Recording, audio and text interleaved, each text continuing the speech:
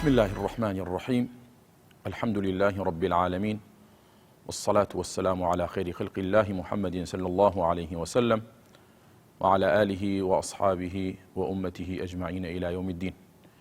برایان خوشکانی بەڕێزم، السلام عليكم ورحمة الله وبركاته. لە هەموو شەو ڕۆژێکدا ئێمە ئیماندار بە فەرمانی خوای پەروەردگار لە مزگەوتەکانەوە بانگ ئەکرێین بۆ ئەنجامدانی نوێژی جەماعەت. ئەم بانگکردنە بە فەرمانی خوای پەروەردگارە و ئەبینە میوان لە ماڵەکانی خوای پەروەردگارە. هەر نوێژێک کە جەنابت دێی بۆ مزگەوت، ئەو هەنگاوانەی کە ئەینەی بەرەو مزگەوت هەر هەمووی بە ئەجر بۆت ئەنووسرێ. پێغەمبەر عەلەیهی السەڵات وەسەلام فەرمێ هەر کەسێک لە ماڵەوە دەستنوێژ بگرێ و بێ بەرەو مزگەوت، ئەگەر بتوانێ بە پێ بێ بۆ مزگەوت، ئەگەر ماڵەکەی زۆر دوور نەبوو، هەر هەنگاوێک کە ئەینێ بەرەو مزگەوت گوناهێکی لێ هەڵئەوەرێ و دەرەجەیەک لە خزمەت خوای پەروەردگارە بەرز ئەبێتەوە و هەموو هەنگاوەکانی بە ئەجر بۆی ئەنووسرێ. کاتێ هاتە مزگەوت، هەر چەندە لە مزگەوتا بمێنێتەوە هەر هەمووی بە عیبادەت بۆی ئەنووسرێ و وا بۆی حیساب ئەکرێ کە لە نوێژدا بووە. نوێژی جەماعەت ئەجری زۆر زیاترە لە نوێژێک کە بە تەنها بکرێ. پێغەمبەر عەلەیهی السەڵات وەسەلام فەرمێ صلاة الجماعة تفضل على صلاة الفذ ب25 درجة. لروايتك تلا فرمي ب27 درجة. هر کەسێک نوێژ بە جەماعەت ئەنجام بدا 25 دەرەجە یاخود 27 دەرەجە فەرقی هەیە لە نوێژی کەسێک کە بە تەنها ئەنجامی بدا. بۆچی لەم دوو فەرموودەیەدا یەکێکیان بە 25 دەرەجە ئەویتریان بە 27 دەرەجە؟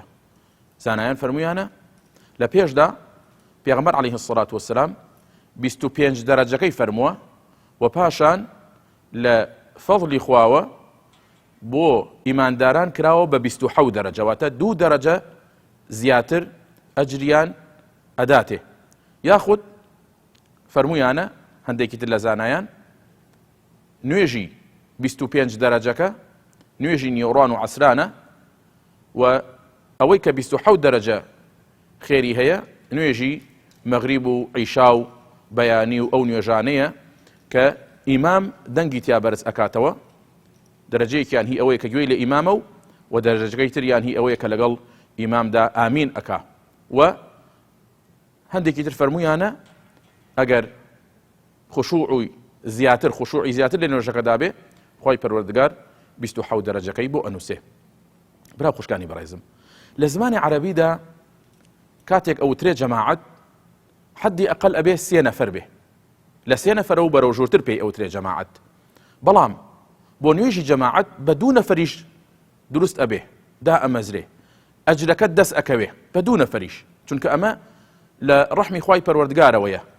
3 نەفەر لەوانەیە کەمتر لە شوێنێکدا، بەڵام زۆر جار وا ئەکەوێ 2 نەفەر لە ماڵێکدا، ژن و مێردێک لە ماڵێکدا، یاخود 2 هاوڵ لە شوێنێکدا کۆ ئەبنەوە بۆ ئەوەی ئەجری جەماعەتەکەیان دەست بکەوێ، یەکێکیان ببێتە ئیمام و ئەوی تریان ببێتە مەئموم. ئەگەر بۆت گونجا هەمووشەی مزگەوت بکە، ئەگەر بۆت نەگونجا کاتێک لە دوکانی یاخود لە دەشتێکدای کەسێکی ترت لەگەڵایە یاخود لە سەیراندای لە باخێکدا کۆبوونەتەوە لە جیاتی ئەوەی بە تەنها نوێژەکەت بکەی، هەر 2 نەفەر و زیاتر لە 2 نەفەر کۆبوونەوە نوێژی بە کۆمەڵ ئەنجام بدەن. یاخود پیاوێک لەگەڵ خێزانەکەی خۆیدا لە ماڵەوە ئەگەر نەی ئەتوانی بچێ بۆ مزگەوت، عوزرێکی هەبوو یاخود مزگەوتەکەی لێوەی دوور بوو، ئەتوانێ خۆی و خێزانەکەی جەماعەت ئەنجام بدەن، خۆی بێتە ئیمام و خێزانەکەی ببێتە مەئموم. یاخود دایکێک لەگەڵ کچەکانیدا خوشک ئەمانە هەمویان ئەتوانن لە ماڵەوە نوێژی جەماعەت ئەنجام بدەن. کەواتە هیچ عوزرێک نەماوە بۆ ئەوەی ئێمە تەرکی نوێژی جەماعەت بکەین. ئەگەر توانی وەرە بۆ مزگەوت، ئەو ئەجرە گەورەیە لە دەست خۆت مەدە. ئەگەر نەتوانی و بۆت نەگونجا لە ماڵەکەی خۆشدا ئەتوانی نوێژی جەماعەت ئەنجام بدەیت.